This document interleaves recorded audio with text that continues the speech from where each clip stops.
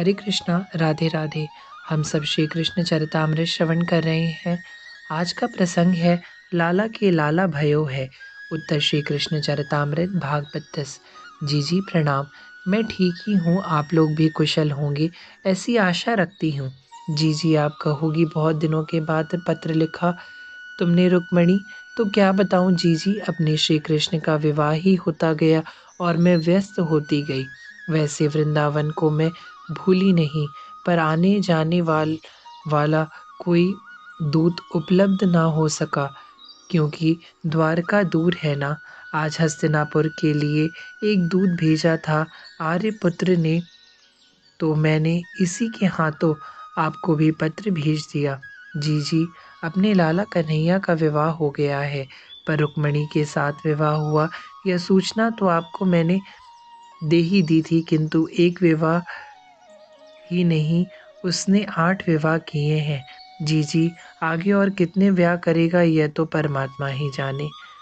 आज ही काक नंदालय के वृक्ष में बैठकर बोला था, बेचारी मैया यशोदा आजकल कम सुनती हैं। मनसुख आज सुबह ही आ गया इसे भोजन करने के लिए। नंद जी ने अपने यहाँ बुलाया था। ब्राह्मण भी है और अपने लाला का प्रिय सखा भी तो है। खीर पूड़ी पूड़ी मात्र 2 ही खाई थी इसने और बस आचमन करने लगा। अरे बस 2 पूड़ी, नंद जी ने और देनी चाहिए पर नहीं। खीर तो ले। नहीं बाबा, दोनों को ही उल्टा दिया था। तू आजकल कुछ नहीं खाता, वापस दुबला हो गया है। देख तू अपने आप को, यशोदा मैया ने स्नेह से कहा। तो बुला लेना अपने लाला को, वापस मोटा हो जाऊंगा। यह कहते हुए उठ गया मनसुख और हाथ धोने लगा। अब क्या बुलाऊं, कुछ समझ नहीं आता। और मनसुख पहले तो हर महीने पत्र भेजती थी रोहिणी भी, पर अब तो अब तो कई मास हो गए हैं, पत्र भी नहीं आया। कुशल तो है ना सब द्वारिका में। अरे मैया, चक्र धन और घुट रही है द्वारिका में, तो अकाल तो यहाँ पड़ गए हो है ना ब्रज में। अपने आंसुओं को छुपा लेता है मनसुख, क्योंकि मनसुख रो देगा तो मैया यशोदा की स्थिति तो और भयानक हो उठेगी। मैया, यह काक आज ज्यादा ही बोल रहा है ना।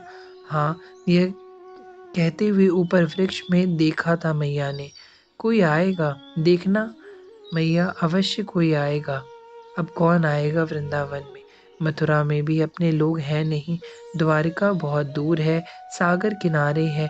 मैया किंचित मुस्कुरा देती हैं। सागर कितनी दूर है मनसुख यहाँ से। बहुत दूर है मैया। मनसुख इतना ही बोलता है, तभी एक रथ रुका। अपने उसमें से 2 सुंदर राजपुरुष उतरे। मनसुख उठकर खड़ा हो गया। नंद बाबा गौशाला जा रहे थे, वह भी रुक गए।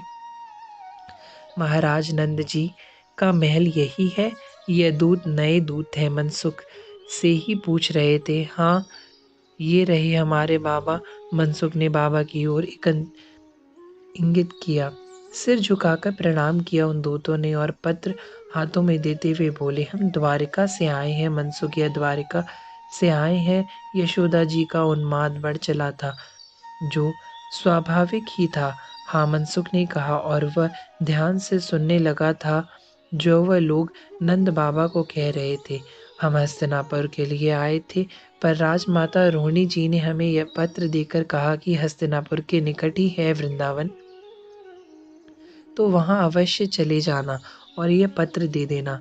धन्यवाद। नंद बाबा प्रसन्नता में इतना ही बोले। अरे कहाँ जा रहे हो, रुको तो।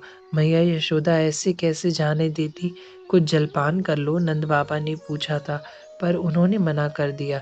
पर मैया तो मैया है। सुनो, कब लौटोगे द्वारिका। दूतों ने मुस्कुराकर कहा, हस्तिनापुर से होकर आ रहे हैं, अब द्वारिका ही जा रहे हैं। तो माखन ले जाओ, बिगड़ेगा नहीं, मैंने आज ही निकाला है अपने हाथों से। ले जाओ। मैया उठी, जैसे तैसे उठी, वह भीतर गई और माखन को एक मटकी में रख दिया, उसको बांध दिया।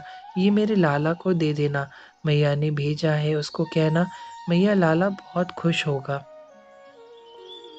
मैया बोलती गईं। दूतों ने कहा, पर उनके जन्मे तो अभी 4 दिन ही हुए हैं। क्या? मनसुख हंस पड़ा। मैया, तू समझी नहीं? मैया ने सिर ना में हिलाया और वह समझी भी नहीं। अपने लाला के लाला हुआ है और 4 दिन ही हुए हैं। मैया यशोदा तो खुशी के मारे वहीं नाचने लगी थी। नंद बाबा के नेत्रों से अश्रु खुशी खुशी के अश्रु बह चले थे।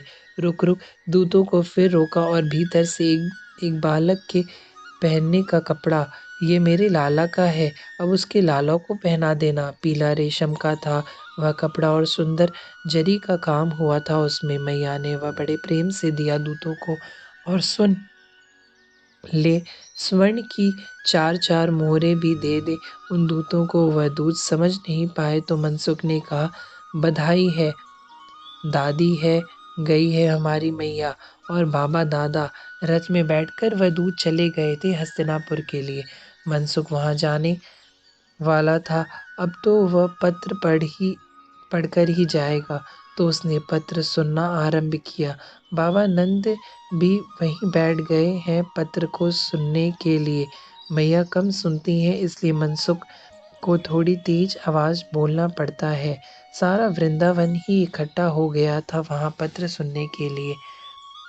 अब आप अपनी बहुवन को नाम भी जान लो जीजी। रुक्मणी, मनसुख पत्र पढ़ते हुए एक एक नाम बोल रहा है। यशोदा जी उन नामों को स्वयं दोहरा रही हैं।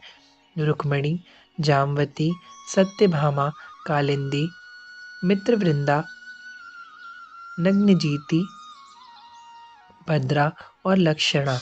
यशोदा जी हंसती जा रही हैं और सुनती जा रही हैं पत्र। जी आज एक और खुशखबरी है, अपने लाला कन्हैया के लाला हुआ है। बहुत सुंदर है जीजी। आचार्य गर्ग तो कह रहे थे कामदेव का अवतार है। हम क्या जाने वह आचार्य है, वही जानते होंगे। पक्का यह कामदेव ही श्री कृष्ण के पुत्र के रूप में आया है, ऐसा कह रहे थे। नहीं नहीं, आचार्य गर्ग कभी झूठ नहीं बोलते, उनकी वाणी सत्य होती है। नंद बाबा से रहा नहीं गया तो अब भी बोल उठे। पूरा ब्रज आज पत्र सुन रहा है अपनी और आनंदित हो रहा है। मनसुख आगे सुनाने लगा पत्र। जी आचार्य गर्ग तो कह रहे थे कि वृंदावन में रासलीला के प्रसंग में कामदेव को पराजित किया था कृष्ण ने, इसलिए वह पुत्र बनकर जन्मा है। कामदेव की स्वयं इच्छा थी पुत्र बनने की। अब जी यह बात द्वारिका वासियों को क्या पता कि वृंदावन में रासलीला भी हुई थी और कामदेव को पराजित किया था। पर जी वृंदावन का नाम आते ही उस समय सब लोगों ने मेरी ओर ही देखा, कृष्ण ने भी मेरी ओर ही देखा। तब जी क्या बताऊं, मुझे रोमांच हो उठा था मेरी आंखों के सामने वृंदावन। जी आप महाराज नंद बाबा लाला के समस्त सखा समस्त गोपियां जी बहुत याद आती है आपकी।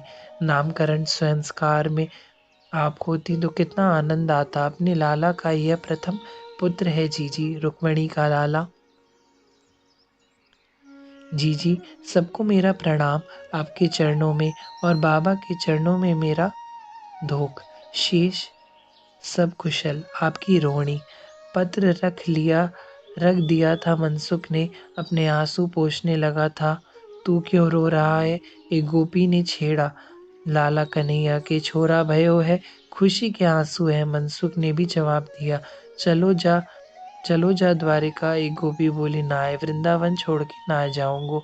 मनसुख पत्र मैया के हाथों में देकर चला गया था। लाला के लाला भयो है।